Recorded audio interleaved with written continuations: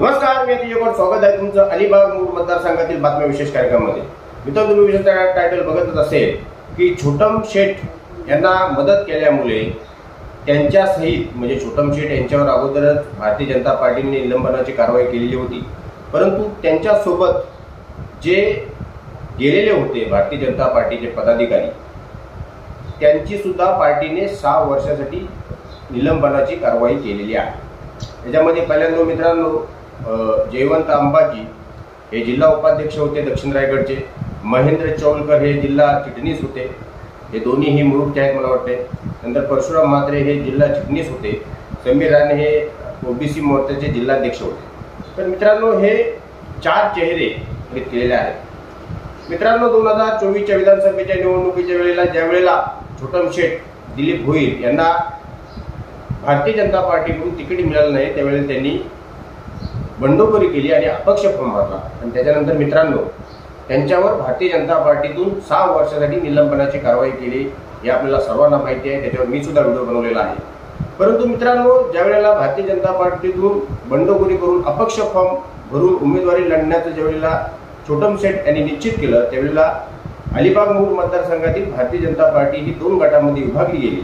एक ही महेंद्र शेठ यांच्या सोबत राहिली तर दुसरी ही छोटम शेठ यांच्या सोबत गेली।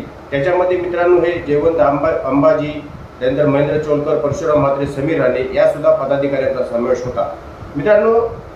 आणि त्याच्यानंतर त्यांनी अतिशय जोमाने काम केलं आणि जोमाने मित्रांनो काम केल्यानंतर आपण पाहिलं की छोटम शेठ हे अपक्ष जरी असले तरी सुद्धा त्यांना 33,000 मतं मित्रांनो मिळालेली आहेत आणि त्या 33,000 मतं मित्रांनो मिळाल्यानंतर भारतीय जनता पार्टीकडे अलिबाग मूळ मतदारसंघामध्ये सध्या 33,000 मतं आहेत आणि हे 33,000 मतं जर श्रेय कोणाला जात असेल तर हे जे काही पदाधिकारी छोटम शेठ यांच्या सोबत गेले, छोटम शेठ स्वतः यांना सर्वांना हे श्रेय जाते, कारण की अजूनपर्यंत इतिहासात भारतीय जनता पार्टीने अलिबाग मूळ मतदारसंघामध्ये एवढी मतं मिळवली नसतील जी छोटम शेठ यांच्या अलिबाग मूळ मतदारसंघातील ते निवडणूक प्रमुख होते तसे जिल्हा उपाध्यक्ष होते यांच्या मार्गदर्शनाखाली मित्रांनो मिळवलेली आहे।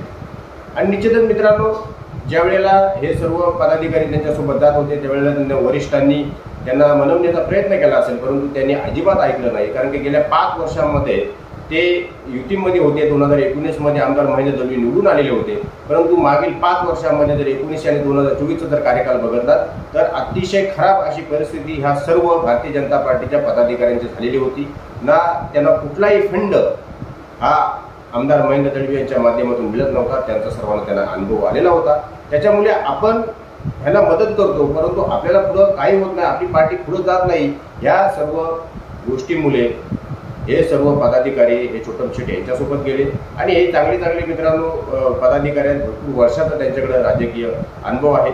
आणि असं असताना मित्रांनो काल परवा त्यांच्या निलंबनाची कारवाई ही दक्षिण रायगडचे जिल्हाध्यक्ष राज्यसभा खासदार धैर्यशील पाटील यांच्या पत्रावर मित्रांनो तुम्ही पाहिले असेल, मी सुद्धा तो अगोदरच तुमच्या पुराव्यासाठी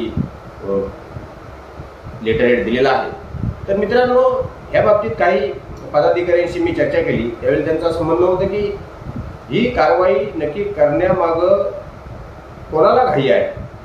म्हणजे मित्रांनो आपण जर विचार केला की छोटम शेठ यांची निलंबनाची कारवाई आपण समजू शकतो, परंतु मित्रांनो अशा पद्धतीचे जे काही त्यांच्यासोबत गेलेले पदाधिकारी होते हे पदाधिकारी तर एवढे मोठे नव्हते की बाबा कोण जिल्हा परिषद सदस्य आहे, कोण पंचायत समिती सदस्य आहे, असं मित्रांनो अजिबात नव्हतं। परंतु भारतीय जनता पार्टीमध्येच हे कोणाला तरी नको असतील, कोणाला तरी खूपच असतील म्हणून त्यांच्यावर अशा पद्धतीची कारवाई केलेली आहे। महाराष्ट्राच्या एकाने मला सांगितलं की महाराष्ट्राच्या राजकारणामध्ये आमची काही एवढी सिरियस विषय आमचा घेतला असेल का।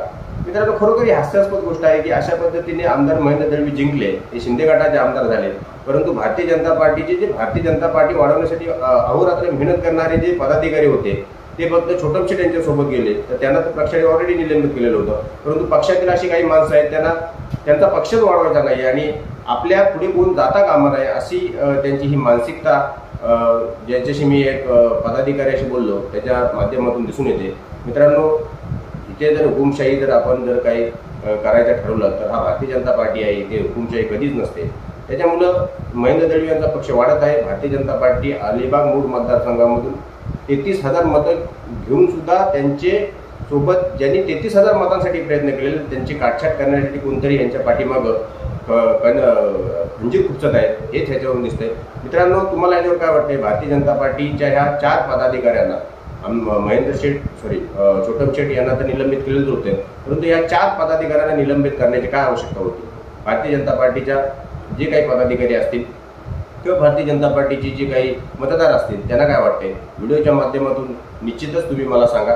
परंतु हा एक छोटासा व्हिडिओ बनवला कारण की जेणेकरून अलिबाग मूळ मतदारसंघामध्ये जरी ही बातमी कुणीही न्यूज चॅनलवर कव्हर करत नसला तरी सुद्धा माझ्यासाठी फार महत्त्वाची आहे की एक पक्ष पडवण्यासाठी अहोरात्री मेहनत करणाऱ्या कशा पद्धतीने हे 4 पदाधिकारी कुणाच्या तरी सांगण्यावरून शिकार झाले असं त्यांच्या एका पदाधिकाऱ्याचं म्हणणं आहे. मित्रांनो, तुम्हाला याच्याबद्दल काय वाटतं की ह्याच्या पडद्यामागं याच्या पाठीमागं कोण असेल आणि नक्की पाठीमागून कोण सूत्रे हलवत असेल याचे मला कमेंट करून निश्चितच उत्तर द्या.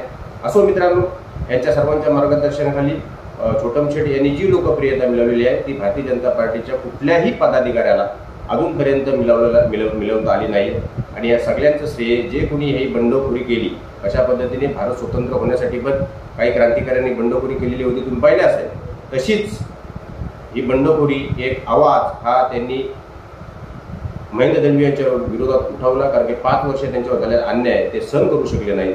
आणि ते माणूस आहेत आणि जे जनावर असतात ते त्यांच्याच मार्गदर्शनाखाली काम करत असतात, परंतु ह्यांनी त्यांच्यावर होत असलेला अन्याय याला आवाज उठवला आणि त्याच्यामुळे 33,000 मतं भारतीय जनता पार्टीच्या अलिबाग मूळ मतदारसंघामध्ये आहेत. या सर्व पदाधिकाऱ्यांनी दाखवून दिलेलं आहे. मित्रांनो, अशा पद्धतीने काही चांगलं काम जर एखाद्या पार्टीचे पदाधिकारी करत असतील तर त्याला शाबासकी देण्याच्याऐवजी त्यांना निलंबित करणं आणि त्याला निलंबित करणं कोणाच हात आहे याच्याबद्दल तुम्हाला काय वाटतं निश्चितच मला कमेंट करून सांगा. तुर्तास मित्रांनो इथेच थांबतो. जर काम आवडलं असेल लाईक करा, शेअर करा, सबस्क्राईब करा. धन्यवाद.